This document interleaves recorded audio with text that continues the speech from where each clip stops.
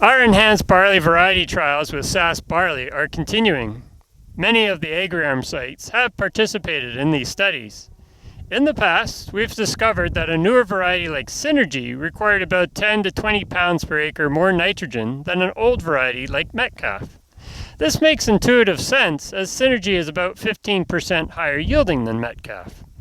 Varieties with higher yield potential typically have lower grain protein for a given level of N fertility. This means there's more room to push yields higher with added nitrogen before grain protein is pushed too high to be acceptable for malt. But Metcalf is a variety on decline, so we turned our attention to see if required inputs differed between newer varieties. We made comparisons between the malt varieties Synergy, Connect, and Fraser, and we also compared the feed varieties Ossison, Claymore, and Oriana. Varieties were compared at standard and enhanced rates of nitrogen, which were 130 and 162 pounds of nitrogen per acre. That's the soil plus the fertilizer N. That's what we had at our Yorkton site. Rates were similar at other locations, but they were modified somewhat between locations based on regional yield potential. Results from this study and others led me to conclude that the most economic rate of N for feed was not necessarily higher than it was for the malt barley varieties. If you look at the provincial crop planning guide or a soil test recommendation calculator, more nitrogen is always being recommended for a feed variety versus a malt variety. I think there's two reasons for this. One, the recommendations are likely based on old data that compared lower yielding malt barley varieties against higher yielding feed varieties. And two, fear. No one wants to recommend an excessive rate of nitrogen to a malt producer for fear of producing a barley crop with a protein level that is too excessive for malt. Maltsters generally want grain protein levels to be less than 12.5% protein. However, I usually observe that the most economic rate of nitrogen for malt occurred before the 12.5% protein was exceeded. With newer malt barley varieties having the same yield potential as well as feed, we find their yield response to added nitrogen is very similar. Since feed barley is typically worth less than malt, the most economic rate of N for feed is going to be less, not more. While I am not going to try and convince anyone to apply more nitrogen to their malt barley, I will suggest that if your malt is close to 12.5% protein, fertilizing your feed barley with more nitrogen than your malt was likely unnecessary. Between the newer malt barley varieties, or the newer feed varieties, we didn't really see any reason to fertilize them differently. Not surprisingly, as their yield potentials were all quite similar. While recent years have not been conducive for leaf disease development, the feed varieties Claymore and particularly Oriana developed significantly more leaf disease than the other varieties. Recent years have not been too conducive for lodging either. So we have not observed a benefit from plant growth regulators. In fact, plant growth regulators can reduce the yield potential under drought conditions. However, this year I'm hoping to see a yield benefit from plant growth regulator, as varieties sprayed with Modus over here are standing much better than those that were not sprayed with a plant growth regulator.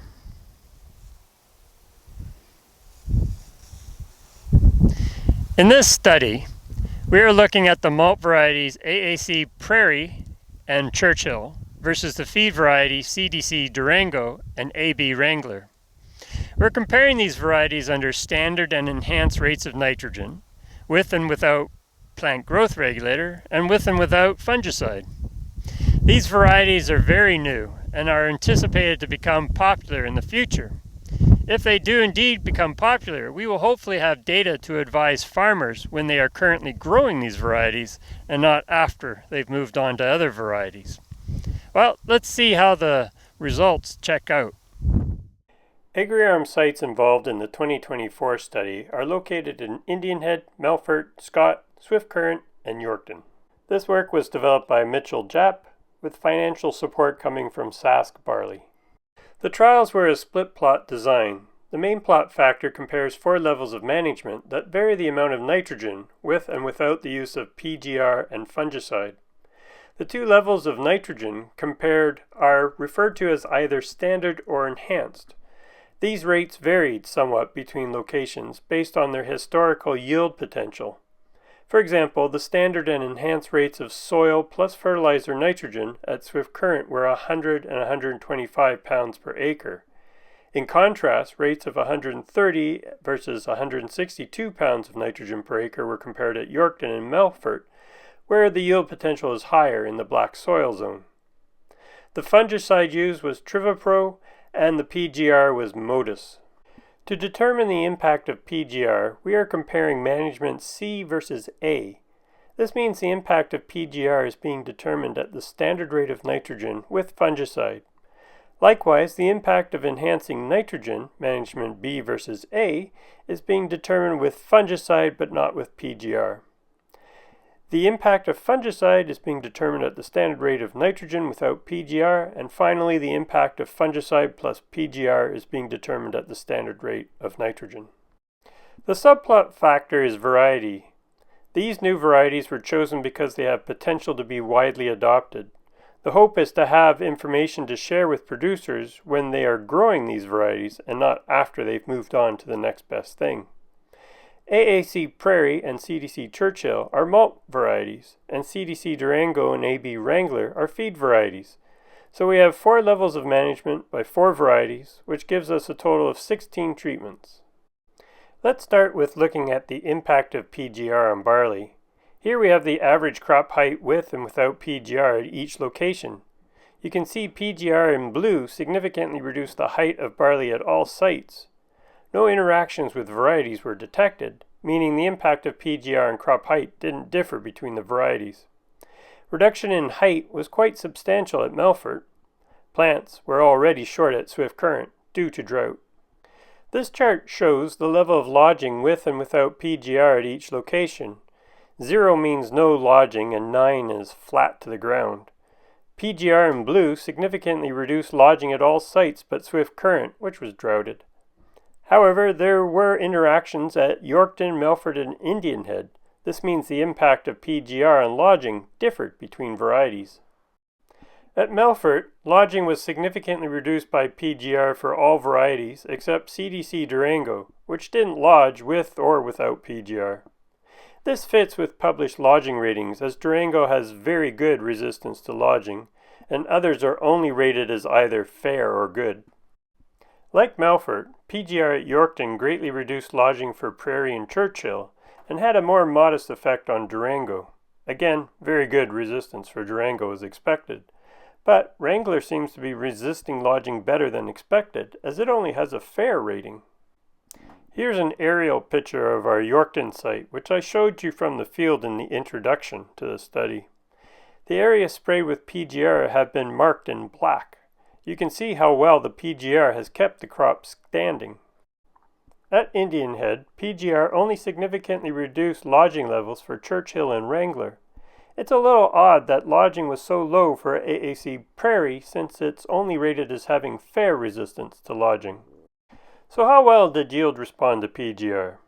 At Yorkton, PGR significantly increased yield by 11.4% or 12.6 bushels per acre. I was pleased to see a yield response to PGR at our Yorkton site. The last time I saw a positive response to PGR at our location was in 2015 for wheat. However, PGR did not significantly increase yield at any of the other locations in this study. I'm surprised we didn't see a yield response to PGR at Melfort, as PGR greatly reduced lodging at this location. While not statistically significant, the use of PGR reduced grain protein by 0.94 percentage points at Yorkton through dilution, as yield was substantially increased by PGR at this location. Effects at other locations were non-significant and minimal. I'm not going to show the data, but PGR significantly reduced test weight, kernel plumpness, and 1,000 kernel weight at Melfort. However, significant differences were not detected at any of the other locations. The application of fungicide did not significantly reduce the level of leaf disease at any location. The prevalence of leaf disease was fairly low in this study. However, there was a strong trend with a p-value of 0.061 for reduced leaf disease when spraying fungicide at Yorkton. This translated into a significant yield response to fungicide of 14.8% or 14 bushels per acre at Yorkton. Melfort also had a significant, albeit small, response to fungicide despite very low ratings for leaf disease. No interactions with variety were detected. The effect of fungicide did not differ between varieties.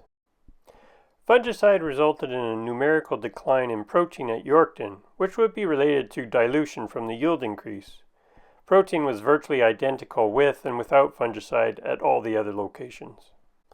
The combination of fungicide plus plant growth regulator significantly and substantially increased yield for Yorkton by 28% or 27 bushels per acre. However, significant increases were not detected at any of the other locations. The combination of fungicide and plant growth regulator also significantly and substantially decreased grain protein at Yorkton by 1.9 percentage points. Not surprising, as yield was increased by 28%. Surprisingly, PGR plus fungicide significantly increased grain protein at Indian Head and Melfort. However, the difference was extremely small at Melfort. No effects were detected at Scott and Swift Current. At Melfort and Indian Head, there was no evidence to suggest PGR alone or in combination with fungicide decreased yield. So I'm not sure why grain protein would have increased at these locations. Enhancing N rate did not significantly increase yield at any location except Melfort. However, yield was only increased by 3.3% at Melfort. Enhancing N rate at all sites except Swift Current significantly increased grain protein as expected. I guess at Swift Current under drought, even protein levels will eventually plateau. At 20% protein, they are extremely high. There was a significant site by variety interaction, so the relative standing between varieties was not consistent between sites. However, Durango, the feed variety in green, was the highest yielding variety at all locations except Swift Current, where it was the lowest yielding variety. In contrast, CDC Churchill was a relatively low yielding variety at all locations except Swift Current, where it was the highest. This result is curious, and I wonder if the drought at Swift Current favored varieties with low yield potential, but that's just wild speculation. The relative standing for AB Wrangler and AAC Prairie varied a lot between sites, but neither variety was ever at the top of the pack. No significant grain protein differences between varieties were detected at Yorkton. Significant protein differences between varieties were detected at all the other locations, but the effects were inconsistent. Conclusions. PGR reduced crop height at all 5 locations and reduced lodging at 4, but this only led to one yield increase at Yorkton of 11.4%, and this ended up reducing grain protein by 0.9 percentage points. The reduction in lodging from PGR varied between varieties at 3 locations. While there were inconsistencies, PGR did not reduce lodging very much for CDC Durango since it has a very good resistance to lodging. PGR may have also reduced seed quality at Melfort by reducing test weight, kernel plumpness, and 1,000 kernel weight. Disease levels were not high in this study, and fungicide did not significantly reduce visual ratings of disease. However, fungicide did significantly increase yield at Yorkton by 14.8% and at Melfort by 4%. Grain yield was reduced at Yorkton by 0.94%. The combination of PGR plus fungicide did not affect yield at any location except Yorkton, where yield increased a lot by 28% and in turn protein was decreased a lot by 1.9 percentage points. Enhancing N rate only significantly increased yield at Melfort, but significantly increased grain protein at all locations except Swift Current, where it had plateaued due to drought. The relative yield standing was not consistent between locations for varieties. However, Durango tended to be the highest yielding and Church the lowest yielding, except at Swift Current, where the opposite was true. Thanks to SAS Barley for supporting this trial, and to the Sustainable Cap program for supporting the trials that I was discussing in the introduction at the beginning of this video.